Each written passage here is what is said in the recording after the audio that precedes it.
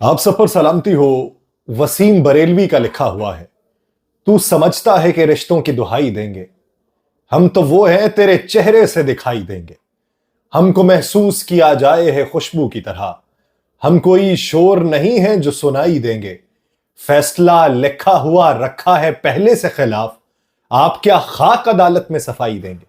नाज़रीन, मैं हूं यासिर रशीद और आप मेरा वीलॉग देख रहे हैं। नाज़रीन, पाकिस्तान के अंदर जो कुछ हो रहा है वो बता तो सकते हैं, क्यों हो रहा है उसकी कोई वजह पास में मौजूद नहीं है।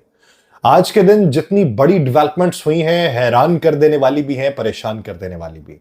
हैरानी इसलिए है कि सुप्रीम कोर्ट के सीनियर जज जस्टिस एजाजुल अहसन ने इस्तीफा दे दिया, और एक ऐसे शख्स ने इस्तीफा दिया है जिसे मालूम है कि 10 माह बाद वो चीफ जस्टिस बन जाएगा।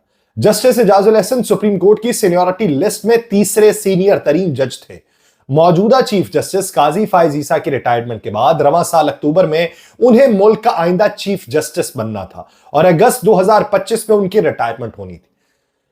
तीसरे सीनियर जज हैं तो लोग ये सोचेंगे कि तीसरा चीफ जस्टिस किस तरीके से बन सकता है। जस्टिस सरदार तारिक मसूद दूसरे नंबर पर थे, वो अगले माह रिटायर हो जाना था उन्होंने। और जब काजी फायज ईसा साहब की रिटायरमेंट होनी थी तो उस वक्त ये सीनियर तरीन जज होना थे, तो इन्होंने चीफ जस्टिस बनना था। गुज़श्ता रोज जस्टिस रिटायर्ड मज़ाहिर अली अकबर नकवी के खिलाफ सुप्रीम जुडिशल काउंसिल में रेफरेंस ज़ेर समात है, जिसमें उन पर असासों से मुतल्लिक इल्जामात हैं, जबकि उनकी एक मुबैना ऑडियो भी सामने आई थी। जस्टिस एजाजुल अहसन ने 2 रोज पहले साबिक जस्टिस मज़ाहिर अली अकबर नकवी के खिलाफ सुप्रीम जुडिशल काउंसिल की कार्रवाई से इख्तलाफ किया था। जस्टिस एजाजुल अहसन ने आज सुप्रीम जुडिशल काउंसिल के इजलास में भी शिरकत नहीं की थी और वो सुप्रीम जुडिशल काउंसिल से अलग हो गए थे, जिसके बाद जस्टिस मंसूर अली शाह को उस काउंसिल के अंदर शामिल कर लिया गया। सुप्रीम जुडिशल काउंसिल ने आज मुस्ताफी जस्टिस मज़ाहिर अली अकबर नकवी के खिलाफ कार्रवाई जारी रखने का फैसला किया था। रूल्स ये बताते हैं कि जब किसी जज के खिलाफ कोई रेफरेंस आए या इंक्वायरी खुले और वो उसके अंदर गिल्टी साबित हो तो उसकी सारी चीजें, सारी मराद जब्त कर ली जाती हैं। लेकिन उन्होंने अगर इस्तीफा दे दिया हो तो फिर उनके खिलाफ कोई कार्रवाई नहीं होती। जब उन्होंने इस्तीफा दे दिया, मराद उनको मिलना है, उस सब के बावजूद भी सुप्रीम कोर्ट में उनकी तलबी का हुक्म जारी हुआ। जस्टिस एजाजुल अहसन साहब ने उस पर एतराजात उठाए थे। काजी फायज ईसा साहब ने बैठ के कुछ बातें की जिसके ऊपर भी एतराज था। आगे चल के बताता हूं कि अगले दिनों में क्या होने वाला है। सुप्रीम जुडिशल काउंसिल ने साबिक जस्टिस रिटायर्ड मज़ाहिर नकवी के खिलाफ कार्रवाई जारी रखने का फैसला किया और उन्हें आगही नोटिस जारी कर दिया। सुप्रीम जुडिशल काउंसिल ने मुस्ताफी जज मज़ाहिर अली अकबर नकवी को आगही का नोटिस जारी करते हुए उन्हें एक और मौका दिया। काउंसिल ने कहा कि मज़ाहिर नकवी चाहे तो कल पेश होकर अपना मौक़िफ़ दे सकते हैं। काउंसिल ने यह भी कहा कि मज़ाहिर नकवी के खिलाफ वकला ने वक्त मांगा है तो शिकायत गुजारों को भी सुना जाएगा और दूसरे वकला को भी। सुप्रीम जुडिशल काउंसिल ने फैसला किया कि कल जुमे को भी काउंसिल की कार्रवाई जारी रखी जाएगी। सुप्रीम जुडिशल काउंसिल की कार्रवाई कल दिन 11:30 बजे तक मुलतवी कर दी गई थी, लेकिन आज उसी सुप्रीम जुडिशल काउंसिल के एक रुकन सीनियरिटी लिस्ट पे तीसरे नंबर पर होने वाले, क्योंकि 3 जजेस जो सीनियर हो वो सीजेपी यानी जो काउंसिल है उसके वो रुकन बन सकते हैं, जिसमें चीफ जस्टिस, उसके बाद 2 सीनियर जजेस थे। जस्टिस मज़ाहिर नकवी ने गुज़श्ता रोज ओहदे से इस्तीफा दिया, जिसे सदर मुमलिकत ने मंजूर कर लिया। उनके खिलाफ सुप्रीम जुडिशल काउंसिल में रेफरेंस ज़ेर समात है, जिसमें उन पे असासों से मुतल्लिक इल्जामात थे, जबकि उनकी एक मुबैना ऑडियो सामने थी। और आज एक जो बड़ा धमाका हुआ है वो जस्टिस एजाजुल अहसन की तरफ से इस्तीफे के दिए जाने पर हुआ। अब वहां पे तब्दीलियां क्या आई हैं। जस्टिस मंसूर अली शाह जब रिटायर हो जाएंगे मौजूदा चीफ जस्टिस, तो मंसूर अली शाह साहब उस वक्त सीनियर जज होंगे, वो अब नए चीफ जस्टिस बनेंगे। इसके अलावा जस्टिस एजाजुल अहसन इन 2 जजेस के जाने के बाद वो भी अब सीनियरिटी लिस्ट में आ चुके हैं और वो सुप्रीम जुडिशल काउंसिल का हिस्सा बनेंगे। और ये सारी तब्दीलियां हुई हैं, लेकिन जस्टिस एजाजुल अहसन ने इस्तीफा क्यों दिया, उसके कुछ मुहर्रिकात जानने की जरूरत है। याद कीजिए कि पैनामा केस का जो फैसला आया था उसके बाद पाकिस्तान मुस्लिम लीग नून ने भी कहा था कि 5 के टोले ने मियां नवाज शरीफ को मुल्क बदर किया और इक्तदार से बदर किया, उस 5 के टोले को नहीं छोड़ा जाएगा। जस्टिस एजाजुल अहसन उन्हीं 5 जजेस में शामिल थे। बाद में 5 के टोले के नाम पाकिस्तान मुस्लिम लीग नून ने तब्दील कर लिए थे। अभी जो फैसला जारी हुआ 62(1)(f) के तहत ताहयात नाहिली के हवाले से, उसमें भी जो बात की गई है तो चीफ जस्टिस ने उसमें यह कहा कि 5 जेंटलमैन जो हैं वो किसी की किस्मत का फैसला नहीं कर सकते, वो पार्लियामान के ऊपर हावी नहीं हो सकते। ये उनकी तरफ से बात की गई। तो जब जस्टिस मज़ाहिर के खिलाफ रेफरेंस आया, उसकी कार्रवाई हुई, उसमें भी एतराज उठाया गया जस्टिस एजाजुल एहसन की तरफ से। और जस्टिस काजी फायज ईसा ने फिर आज के दिन ये कहा कि एक जज ने एतराज उठाया था लेकिन ये कार्रवाई जारी रहेगी। तो वो उमर अता बंदयाल साहब के दौर में हम जो सुना करते थे कि सुप्रीम कोर्ट में डिवीजन है, तो वो डिवीजन अब खौफनाक सूरत में सामने आई है।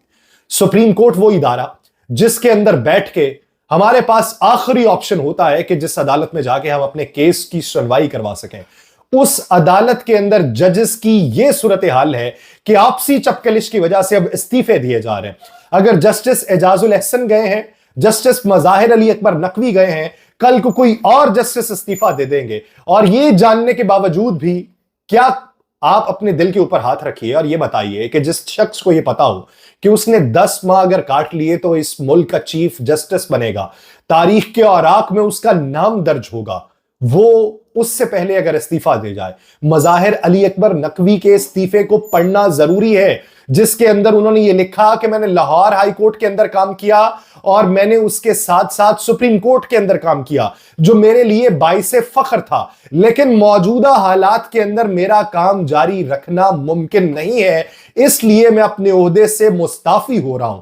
तो इस नतीजे में आज जस्टिस एजाजुल एहसन, जिनके बारे में जो प्रैक्टिस करने वाले लोग हैं, आप साबिक अटॉर्नी जनरल अनवर मंसूर को सुन लें, आप यासीन आजाद साहब को सुन लें, या ऐसे लोग जिन्होंने 4-4 दहाइयां सिर्फ वकालत की है, उनसे जानिए कि जस्टिस एजाजुल एहसन जो है वो किस हद तक रहमदिल इंसान है, किस हद तक प्रोफेशनल शख्सियत है। लेकिन आज अगर वो इस्तीफा देने पर मजबूर हुए हैं तो फिर आगे चल के क्या होगा?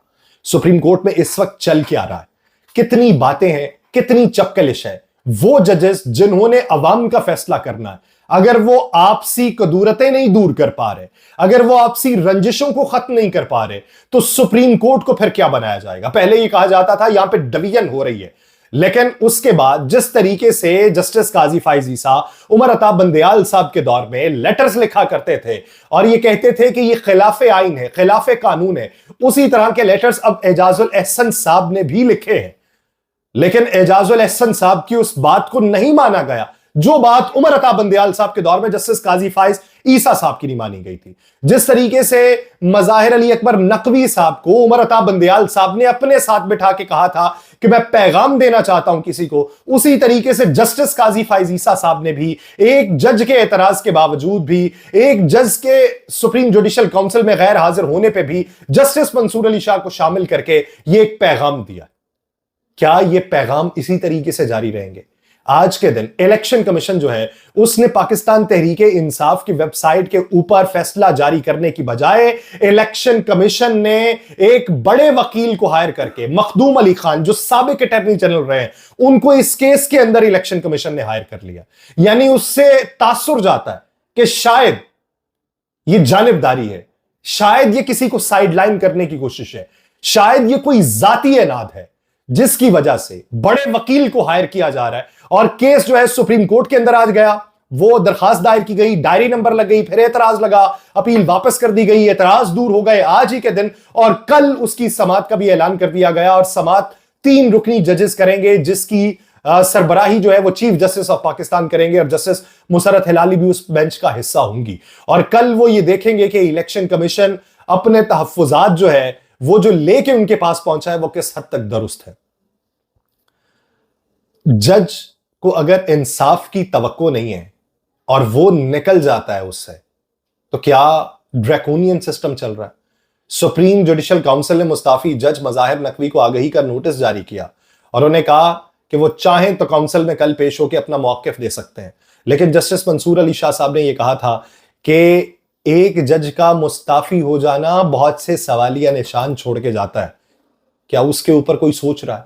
मज़ाहिर अली अकबर नकवी साहब को छोड़ दें, मान लिया कि उनके ऊपर रेफरेंस है, मान लिया कि उनके ऊपर जो रेफरेंस है उसमें उनके गिल्टी होने का भी शुबा हो सकता था, इस वजह से छोड़ लिया। जवाब पेश करना है ना, बहुत सारे लोग करेंगे, मान लेते हैं। लेकिन जस्टिस एजाजुल एहसन साहब के बारे में अब क्या राय देंगे?